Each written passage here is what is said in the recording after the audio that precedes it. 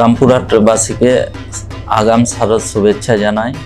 এবার আমাদের যে দুর্গোৎসব আছে, দুর্গোৎসব সবাই যেন ভালোভাবে কাটাতে পারি।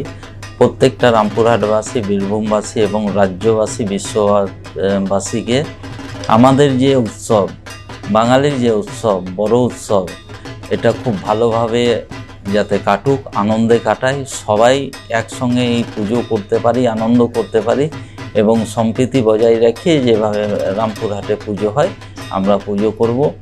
রামপুরহাট পৌরসভার তরফ থেকে যে সমস্ত করণীয় কাজ সেগুলো আমরা অবশ্যই করব এবং এতদিন ধরে করে এসেছি। তার সঙ্গে সঙ্গে রামপুরহাট পৌরসভার উদ্যোগে পুজো পরিক্রমা হয়।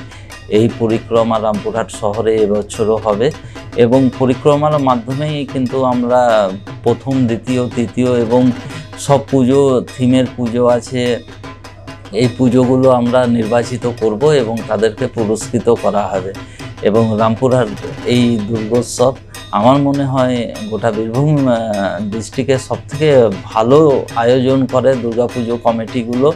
এবছরও হবে এবং আমরা সবাই একসঙ্গে মিলে এই দুর্গোৎসব আনন্দ করব এবং উৎসবে মেতে উঠব।